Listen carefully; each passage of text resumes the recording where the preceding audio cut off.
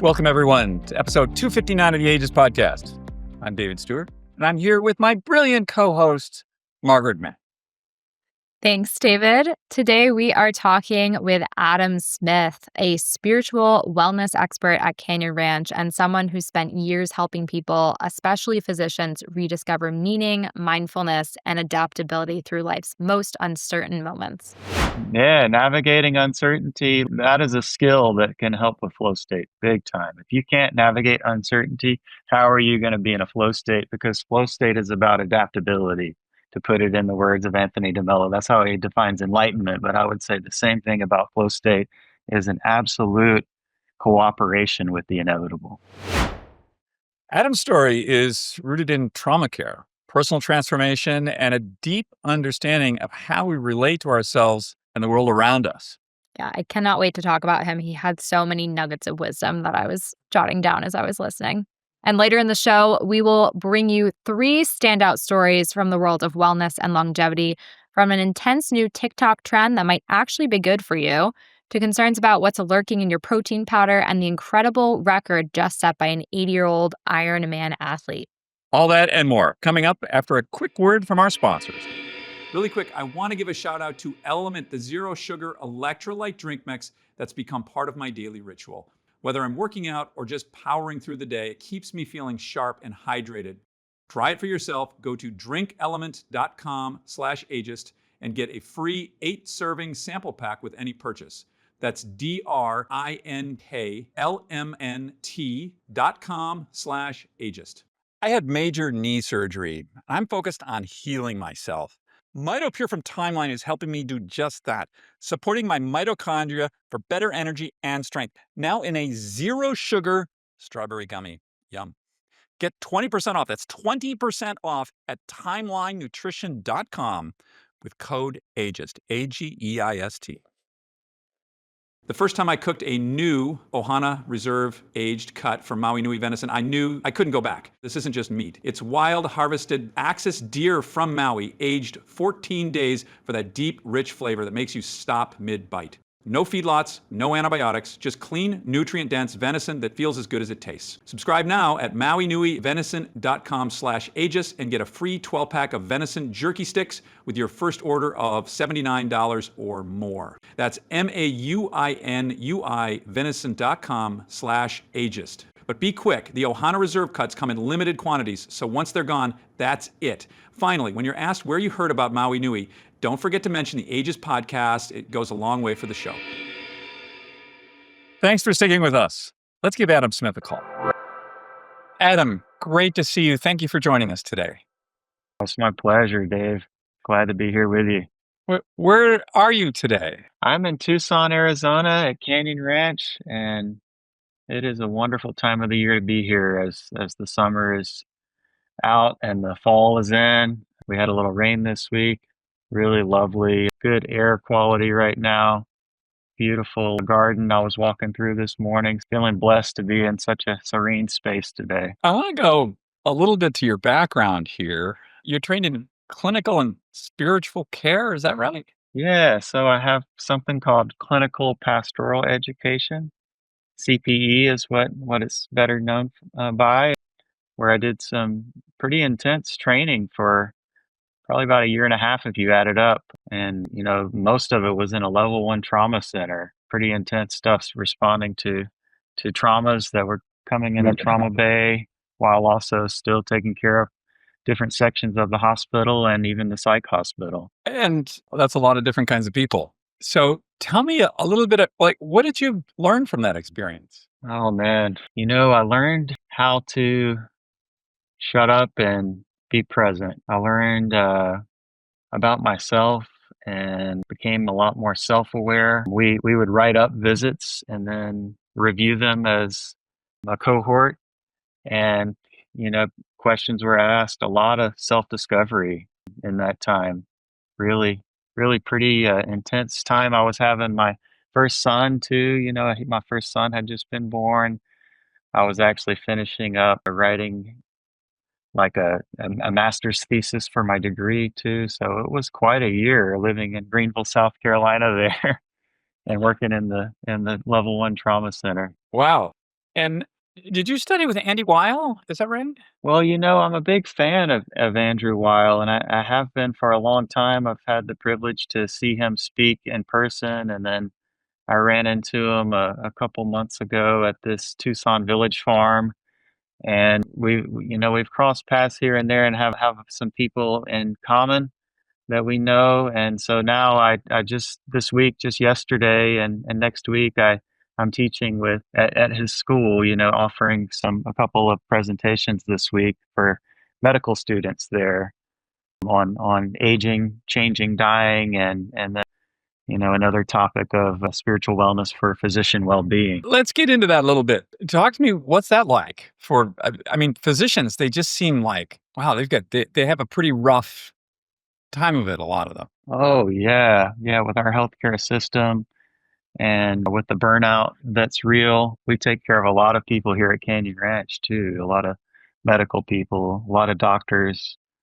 So, yeah, it's been something on my heart for a long time after working in hospice for 7 years and, doing some of the hospital work I've done, just wanting to take care of these medical people, that are really around trauma a lot, around death and dying or sickness a lot, and then a lot of uncertainty, that they go through. So I've been interviewing different physicians and trying to explore with them what helps sustain them and what spirituality they might be drawing upon or could draw upon to help reduce burnout and help provide meaning and purpose to their work. You use the word uncertainty. And I think that, in my lifetime anyway, there is more uncertainty in more domains than I can ever recall. And I think that as human beings, we're just sort of not wired for this much uncertainty. We need a certain amount of, predictability. I'm going to go out and get some berries. I know where the berry patch is. Okay. And that's not there today in so many ways. How do you help people with that? Yeah, so practicing living with uncertainty is just a very human thing we all have to make peace with. And, there's curiosity is one way that we help navigate uncertainty. Also, the practice of mindfulness, I think, can be very helpful with just being with what is as it is. And then, having a certain openness to being pleasantly surprised too. Uncertainty is a resting place. I really teach people to choose uncertainty over worry. It is an antidote for worry, is choosing uncertainty over worry, because it's actually not a bad thing to not know if we can allow it. I use mantras sometimes. I don't know. Just practicing saying that, I don't know. It's actually self-compassionate to say, I don't know, or I can't remember, or I'm not going to figure it out right now. And there's a certain availability that gives back to us when we can get down with that. That opens us up to be more present and to actually have a resting place instead of scrambling or trying to worry or remember things that we can't recall, or to fix things that really we don't have access to. So yeah, those are some of the ways I definitely work with people and with myself. I've done therapy myself for some of this. I've done some exposure response prevention therapy that's been very helpful, with sitting with some uncomfortable things and reducing my own obsessions and compulsions. So it's something I continue to navigate for myself and help, support other people. Like you said, we're in so much uncertainty because of how pluralistic our lives are and how much engagement we have with technology and how many things we're juggling in our jobs. And physicians are navigating a lot of things at once, charting and colleague relationships and meetings and patient care and family dynamics. And so, yeah, plenty of uncertainty. A lot of that's not new. Some of it is as we introduce AI and into helping, develop care plans. And, we would think that as we're introducing more, there would be less uncertainty, but I don't think that's the case, because a lot of times we're having to still review, is that exactly what I was going for? AI put this together? Is that actually fitting the situation? So the uncertainty is not going away even as the technology improves, and maybe it's becoming more rampant. I want to take it out of the medical practitioner realm and just in general. It's interesting how you have split worry and uncertainty. If someone is in a state of worry or anxiety because of uncertainty, how do you approach that? Because of uncertainty. Yeah, that's an interesting way to put it. Yeah, yeah. Because someone else could see it, completely different and, have an uncertain situation that they're not worrying about. So, a lot of the spiritual wellness is about going inside and seeing what is it about for me that makes me feel uncomfortable, this uncertain situation. What is it about for me? What attachment, addiction, or illusion is going on for me that's causing some obstruction to my spiritual wellness, to my enjoyment of life, to my connection to life? Because someone else could face this uncertainty and not have this attachment, addiction, and illusion, or that's driving this anxiety or worry with the uncertainty. You use the word spirituality. How do you define day-to-day spirituality? Yeah. Personally, spirituality to me is your enjoyment of life, your connection to a life, your appreciation for life. As far as if we look, at textbooks and, we look a little deeper, we can see how spirituality is defined differently by different people. And we have these wisdom traditions and faith traditions that overlap some with spirituality. While at the same time, many people today define themselves as spiritual but not religious. I want to jump a little bit to flow state, Okay, yeah. which is, completely unrelated to this. Well, it's actually not as unrelated as you might think. Okay, let's go there. Yeah, navigating uncertainty, that is a skill that can help with flow state big time. If you can't navigate uncertainty, how are you going to be in a flow state? Because flow state is about adaptability. It's flow, it's about adjusting and adapting. And if you cannot navigate uncertainty, how are you going to be in a flow state? Okay, so I hadn't thought of it that way. Someone comes to you and they want to increase the amount of time they spend in flow state. So I'm guessing this could be an athlete, this could be a performer of some kind, or just, a regular person who wants to rake the leaves in flow state, or, it's a wonderful thing, right? Before we go into that, how do you define flow state? Yeah. Flow state is when there's a high challenge of some sort and you're responding skillfully to that challenge. And a lot of those responses to me, are spiritual practices. So flow state is when there's a sense of oneness, connection, and trust with what's happening. It's a complete adaptability. It's an absolute cooperation with the inevitable, to put it in the words of Anthony DeMello. That's how he defines enlightenment. But I would say the same thing about flow state is an absolute cooperation with the inevitable. Okay, we got to get into this a little more. Cooperation with the inevitable. But you said earlier that this was a high demand, high skill situation, and that one feels a sense of, I guess, mastery in it.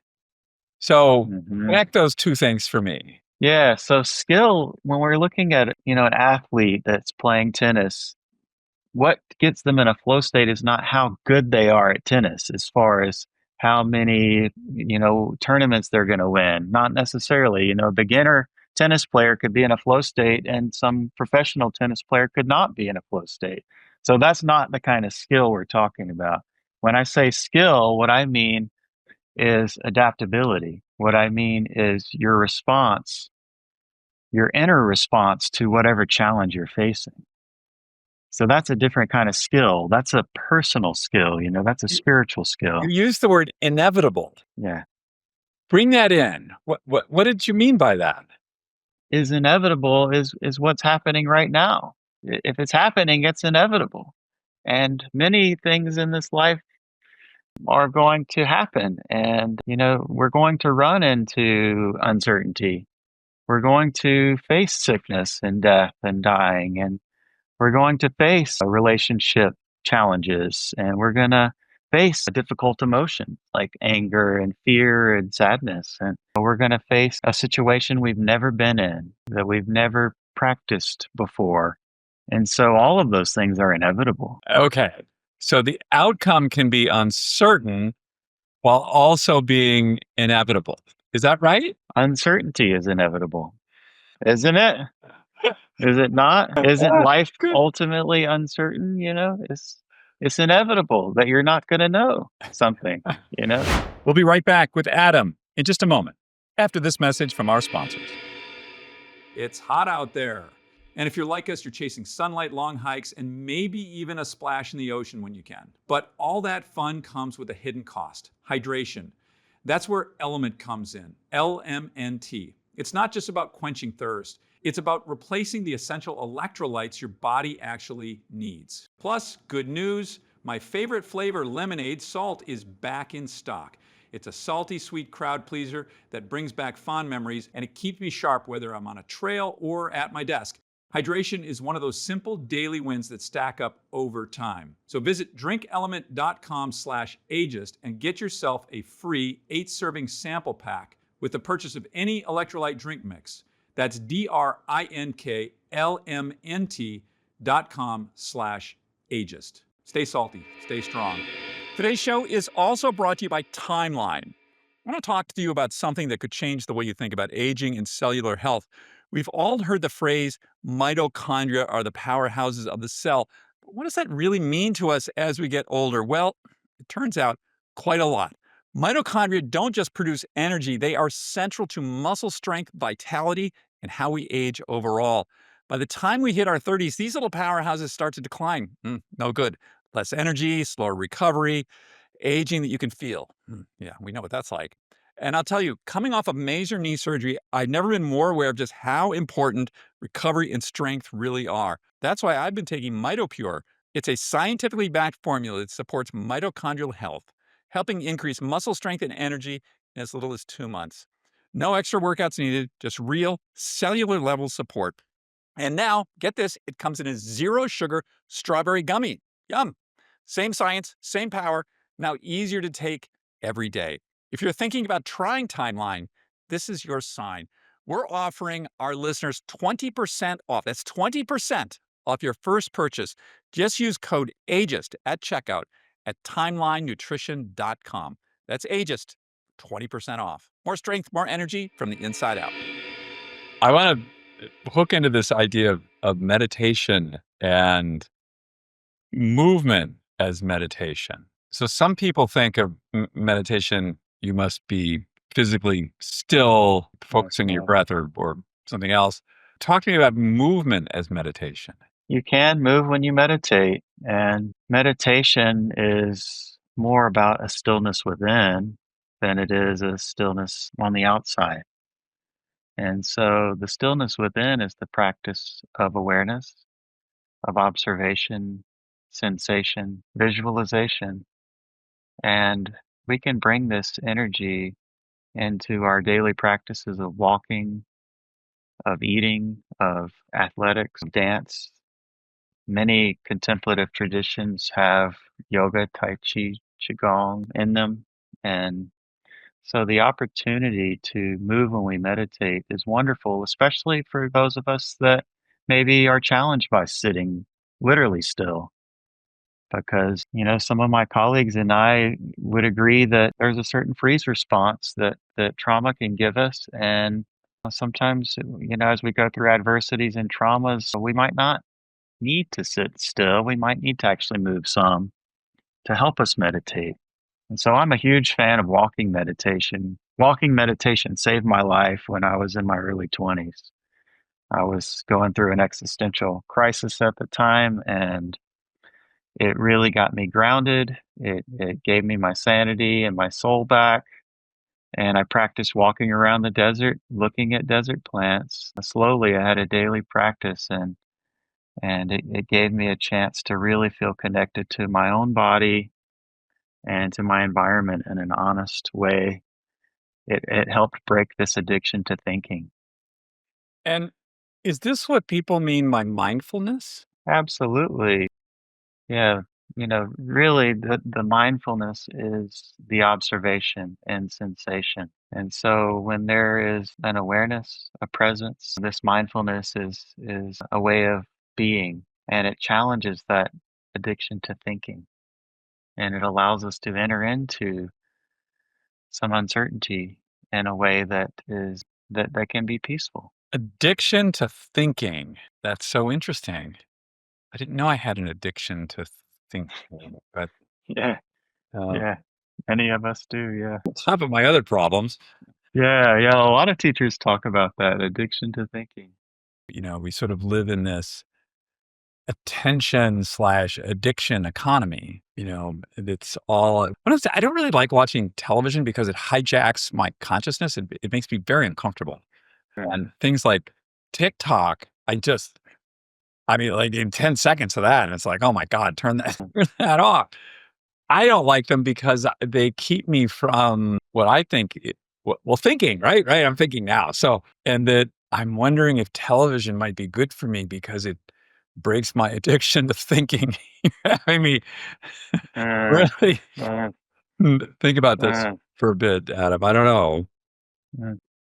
Yeah, there's a certain self-absorption that the television could be challenging for you, that you're preoccupying yourself and the television is wanting to occupy that space. And so there's a certain letting go for you to enjoy television, I know.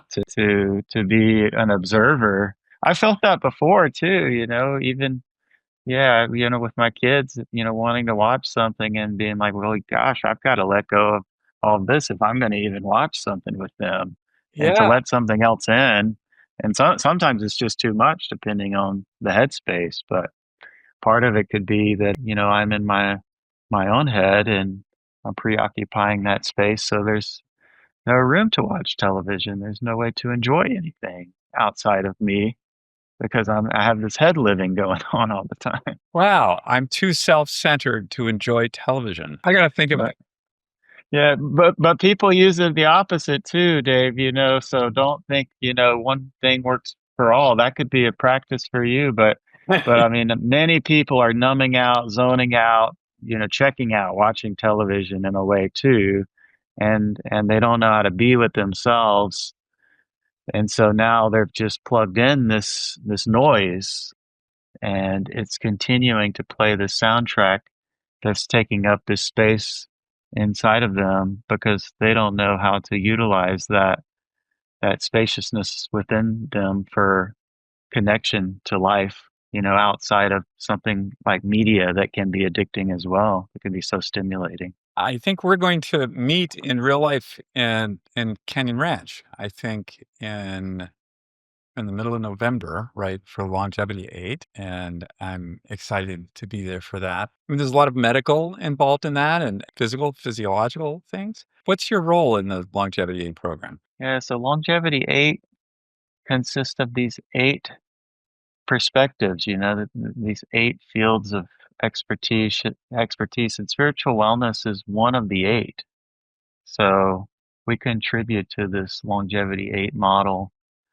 And many people come to us in Longevity 8 and haven't really sat with some of the deeper questions, that it can go a little deeper for people that have maybe just focused only on the physical health or the fact that they want to live a long time or want to live be healthy.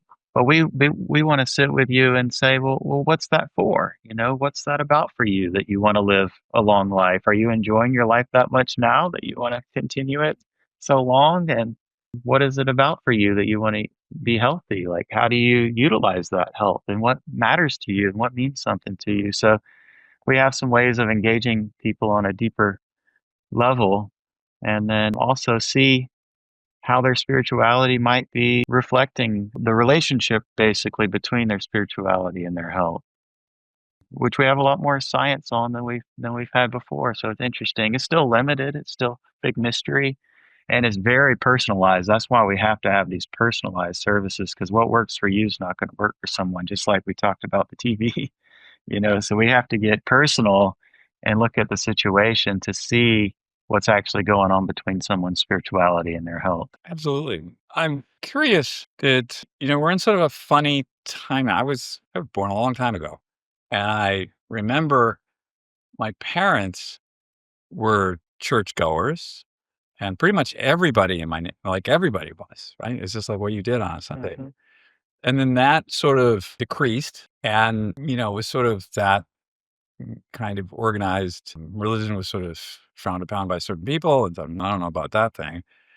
But now we're seeing increasingly people returning to faith-based practices. Why now? Yeah, well, you said it correctly, faith-based practices, because I'm seeing some people return to their religion or to a religion, but I am seeing overall people interested in practices, spiritual practices. So some people, that means a community and, a spiritual community. And for others, that might be more practice oriented. And I feel like the upswing, I'm seeing this immense, it comes out of COVID or I don't know, too much time, what social media, but I mean, everything from the main religions to things like run clubs. And I don't mean to dismiss religions by comparing them to run clubs, but they're gatherings of people. But why do you think this is happening now? Yeah, I think people are suffering.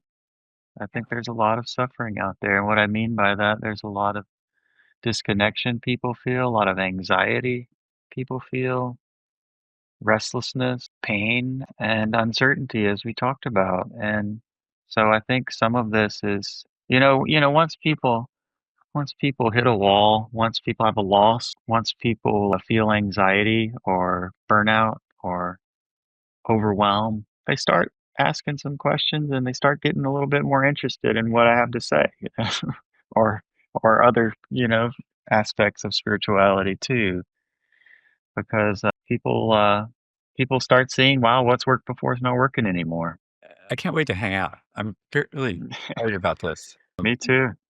So I'm just going to say, like, this is New York City out here, what one would call sort of type A plus to be, you know, driven about things. And so I come to you at Longevity 8 and I say, okay, the biomarkers are okay. My movement could be a little better, and maybe I can improve my diet, but my connection to so I'm going to call this connection to spirit. My connection to spirit could be better.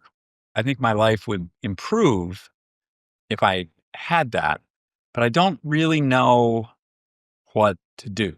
What what would you say to me? Yeah. Well, I'll give you these three steps. I think I mentioned this teacher's name earlier, Anthony DeMello. I'll give you these three steps of him, and I'll kind of paraphrase some of it. But he says, step one is admitting that your life is in a mess. In some way, there's some mess there. There's some suffering, there's some disconnection. And so step one, admitting that your life is in a mess. And sometimes that takes a minute for people. If they're not ready to come in and be honest, then, the work is not going to be helpful. So if you can come in and be vulnerable, admit where you are, admit what you're feeling, then we can continue. So step two, he says admitting that you don't want to get out of the mess. And I think that he's being a little bit funny in that. But, he says, suppose you could be blissfully happy, but you might not get that house that you dreamed of. Suppose you could be blissfully happy, but you might be seen a little bit more like a failure in the eyes of other people. Are you ready to bargain some success for happiness? Are you ready to bargain something for spiritual wellness? For that spirit connection? Or the way I say it is, do you want a spectacular life or a nourishing life? Are you still chasing the spectacular? Or are you ready for a more nourishing life, a more contemplative life? Sometimes yes, sometimes no, and some of us are conflicted. So there is a step 3. I'm going to be a tough subject for you. You gotta. Good, good. I want you. That's why I want you to come and push all my buttons too. Come on. I'm thinking, to me, a spectacular life. I'm not an extrinsically motivated person. So I was talking to my wife the other day, and she's like, "What are your goals going forward?" And they're all intrinsic. Like, I've had fancy cars. They haven't done anything for me. They're just like, okay, that's nice. Check that off. All right, like fine. Or you have these things, but I mean, to me, to have a spectacular life, the word that I use, Adam, is aliveness. I want maximum aliveness. This is my motivating goal. And to do that, and I might be wrong here, I'm looking for some pushback. So I need to be conscious, because, you can be a spider and be very energetic in doing things, but you're not really conscious. But you also need energy, and you need to take, or at least I do, I need to take actions, and I need a certain amount of struggle. Like there needs to be something where I'm feeling like I have a sense of agency, but I need to be like aware. And to me, if I can do that, then I'm pretty happy. I'm fine. A long time ago, I gave up being right for being happy. I'll take happy all the time. This character like me shows up in your office, and it's like, Adam, let's do better. How can I be better? Yeah. Well, it's a both and in spiritual wellness, we run into paradox a lot. I think it's part of deepening our spirituality is this is true and this is true too. So yeah, being alive and using your agency, absolutely, that's part of purpose. And otherwise, you're a victim, and that's not cultivating purpose. That's defeating your purpose. So having agency, having things you want to move towards, work towards, some things that are true for you, wonderful. And at the same time, so what if you have these goals and we want to work towards this or that, and you're not enjoying it? You're not present, like we said, And so cultivating this presence is a huge part of purpose and enjoyment of the journey, as they say, instead of just the destination. So finding a way of peace, Thich Nhat Hanh, the Buddhist monk, says there is no way to peace. Peace is the way. So you have to have a way of peace instead of thinking, okay, when I accomplish that, then I'll be at peace. It's like, no, let me make peace right now, even when it's mess and all.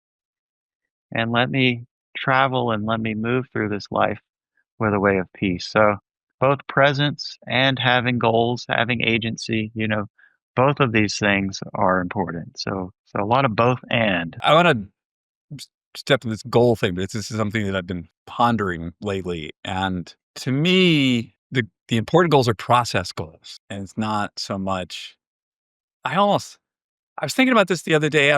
I have a huge to-do list written on a pad over here.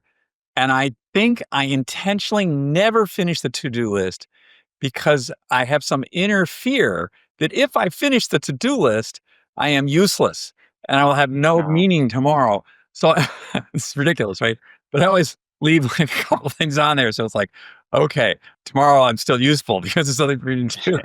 My wife laughs at me about this, but what you were saying is you're not going towards peace. Peace is the way. It's the process goal.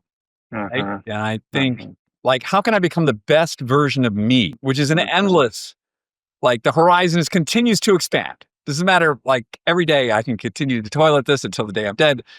And so that is a process goal versus a, like in my business world, there's, I got KPIs and that sort of stuff. But is that make any sense? Yeah, absolutely. And part of that is enjoying the way. Sometimes it's developing grit because the process can be tough too. So when you make that list every day, Dave, take a look at that list and make sure that you believe you could be happy doing anything on that list. Even some of the stuff that feels difficult, say to yourself, I could be happy doing that part of the process.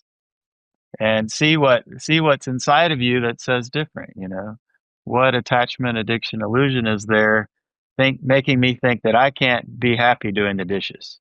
It makes me think that I can't be happy, you know, driving to the appointment. I can only be happy at the appointment. Right. And that's going to keep you process oriented. And sometimes it's about developing grit too, which is something that I teach a lot. I teach a class called Grind, Grit, and Grace. And the grit is, psychology defines it as passion and perseverance for long-term goals, but that passion and perseverance is very process oriented.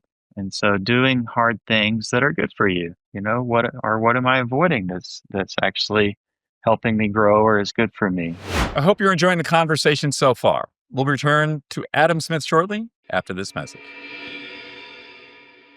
We talk a lot about what goes into our food, but rarely do we think about where it comes from, how the animal lived, what it ate, whether it ever saw the sun. The first time I cooked Maui Nui's Ohana Reserve venison, I could taste the difference. This was meat that lived well and free, and it shows. No stress, no hormones, just clean, nutrient-dense, unbelievably tender, wild venison aged for 14 days. What's more, you feel better after eating it. That's not hype. It's 22 grams of protein per 100 calories and a freedom you can taste. But this isn't in stores, it's subscription only. The Ohana Reserve box gives you 3 premium aged cuts and ground venison delivered frozen right to your door. Go to mauinuivenison.com/ageist and grab your box before subscriptions fill. And get this, they're throwing in a free 12-pack of jerky sticks with your first order of $79 or more. That's MAUINUI venison.com/ageist. Once you've tried this, nothing else measures up. Last thing here, when they ask you where you heard about Maui Nui, make sure to mention the AGEIST Podcast. It really helps support the show. Thanks. I read something the other day about people who are, like, I know a lot of athletes. So the really, really great ones, when something happens. So I'm a ski racer. I'm not very good at it, but it's sort of like something I know about. And so you can be going down a course and you miss a gate or you fall. You have reaction options here, right? So you can say, oh, crap, and stomp your feet, or feel shame when the coach says, why did you do that? Or you have another option, which is, that was so interesting. Wow, that's amazing.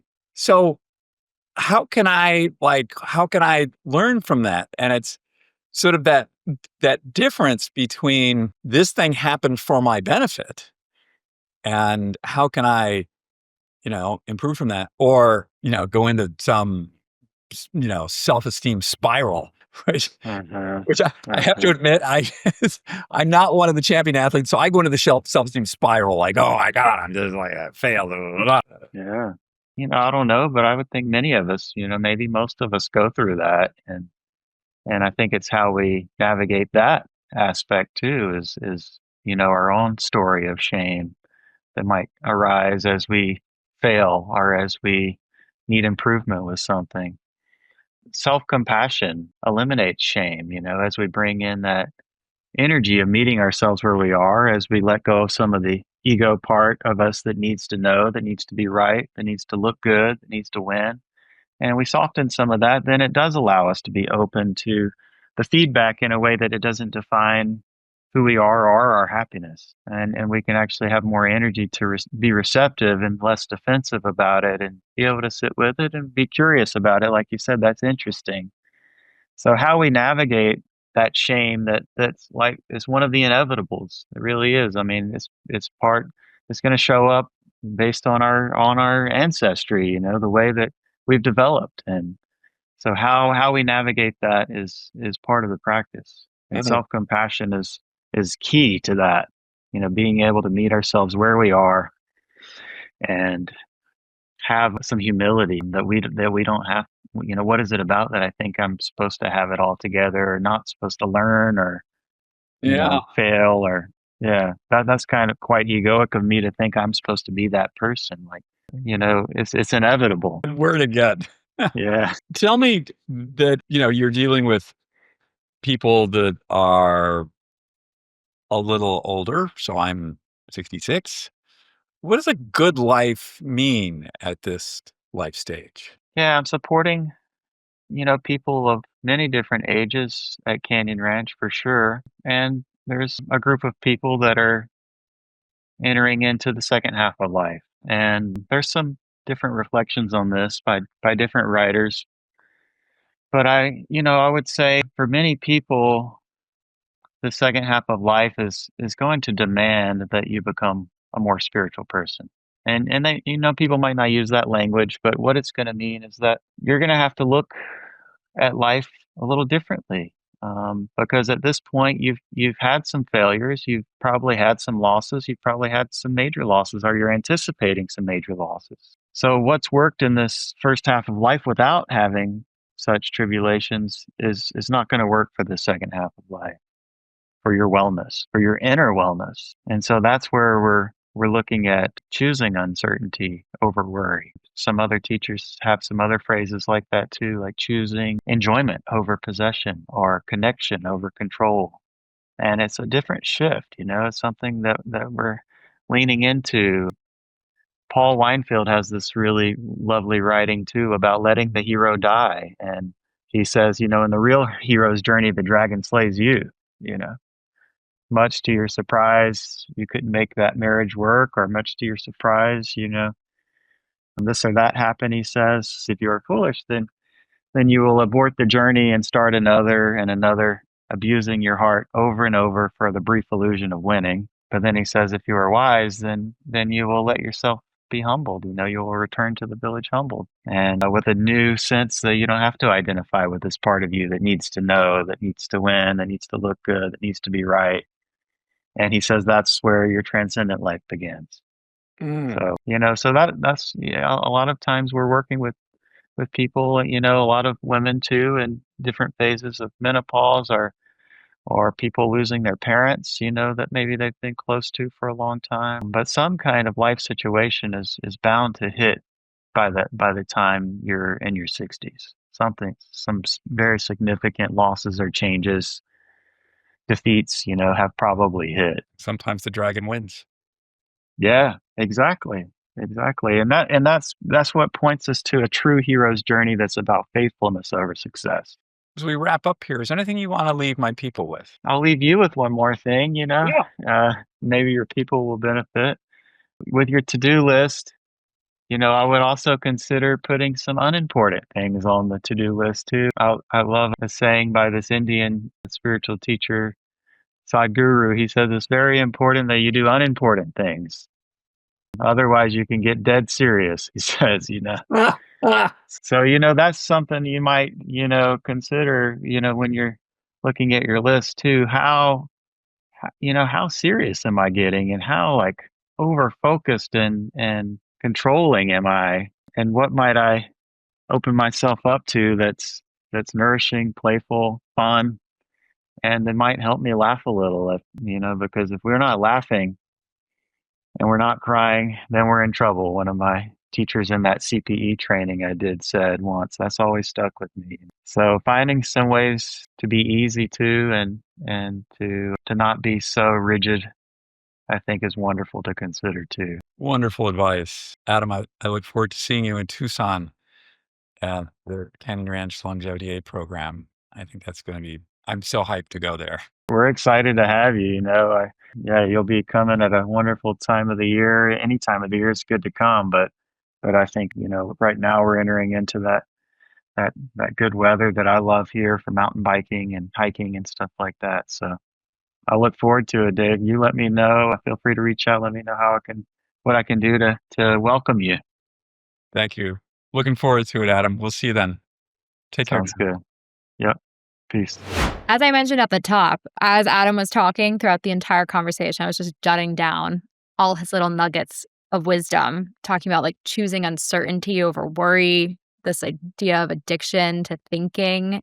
It went way beyond kind of talking about spirituality and just everyday mindfulness practices that can make us more in touch with living a life that some might describe as more spiritual, but just more present. That's what I took away from his conversation, just this idea of being more present and getting out of our own way in our own head and just experiencing being. I was really thrown by his use of the word inevitable. Yes. I thought it was really great that, uncertainty is inevitable. The present is inevitable. It just is. I thought that was really great. Well, it made me think about the old saying of just the only certain thing in life is uncertainty. We don't know what's going to happen next. We like to think that we do, or we like to plan and set goals, but like the other saying, you make plans and God laughs, right? Like it's not in my control. I'm just going to roll with it, and we're just going to see what happens next. But I think that's a very freeing way to be. And you could feel that when he was talking. He had this like overall sense of just calm and lightness to him. Made me feel good listening. Yeah. I think all of us, we spend so much energy thinking about ruminating in the past or projecting into the future. And it's really energy better spent here and now. Yeah. And that type of presence can be a sense of resilience too. It allows us to. So true. What do we got coming up, Margaret? Let's take a look at what's happening in wellness this week. So, the great lock in. Have you heard of this new TikTok trend at all, David? Lock in. What Yeah. is, help me to understand that, Margaret? Lock in what? Lock in, it's a bit of a, new age colloquial saying to kind of like lock in and focus. So, this TikTok trend challenge, it challenges people to stay focused, and work on themselves. So, physically, mentally, emotionally.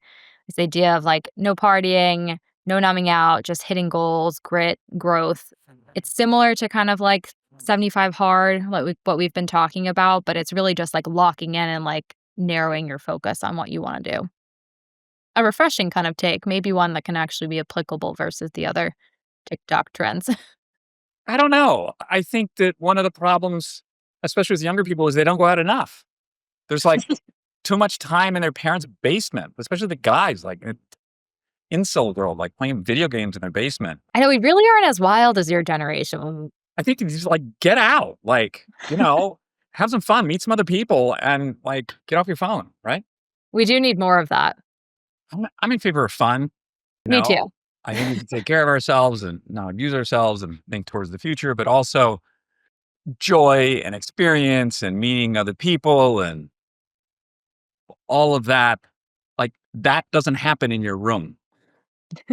Yeah, that's a way of living, right? It's not just like a trend. I feel like these trends pop up and people hop on because they might feel like they need a little bit more structure, or there's the community aspect or support. But at the end of the day, that kind of fades. No, I'm sorry. Partying, good. Yeah, more of that. Anyway. Well, let's talk about something that's not so great. Even worse than that, maybe, is lead in protein powder. So there was a Consumer Reports that found elevated levels of lead in some popular protein powders. We're going to stop this right now. Yeah, talk to us about this. Such BS clickbait on the part of Consumer Reports. It is total fucking bullshit. And it angers me that they have done this. Because, okay, let's just start from the beginning here. What are they quoting?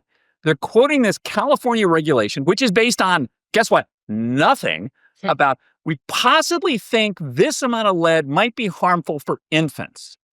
We're not even really sure. Okay, how much lead are we talking about here? So we did a little research on this. Do you know the amount of lead in a tomato is the same as a scoop of pea protein powder?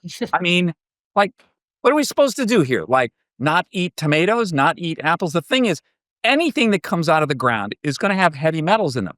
Yes, lead, bad. Lead paint, lead pipes, let's call this stuff bad. Flint, Michigan, lead, bad. Okay. But let's just be clear about what's being said here and compare a couple of things, which they don't do. So in that article, they say like, okay, we're going to use this, thing that California seemed to made up, but we're not going to say exactly what does that mean out in the real world. We're just going to use this thing. And then we're going to say, oh my God, these 20 protein powders, they exceed this. Well, yeah, so does everything in your refrigerator. So like, let's just get real about this. It really pisses me off that they did this. This used to be a trusted source, but they are clearly, they could have just said, yeah, there's lead here, but yeah, there isn't an apple too. Or like, most things. So let's just, be smart about things. But they don't say that. And in fact, a lot of the protein, like the good ones, like for a long time we worked with Momentous. So if you go to Momentous, they will show you exactly what's in there. And it's NSF, which means safe for sport, which is like the highest level of testing. And yes, it's true. The supplement world is unregulated, but there's a lot of self-testing that goes on. There are a lot of third-party labs. And, I think there is a place for protein powders. I think whole food is always the best way to go, but sometimes it's hard. It's clickbaity. It's a fear mongering tactic. It's Just not really like- giving you context, right? And with everything, right? Anything can be toxic or bad for you. It's the dose that makes the poison.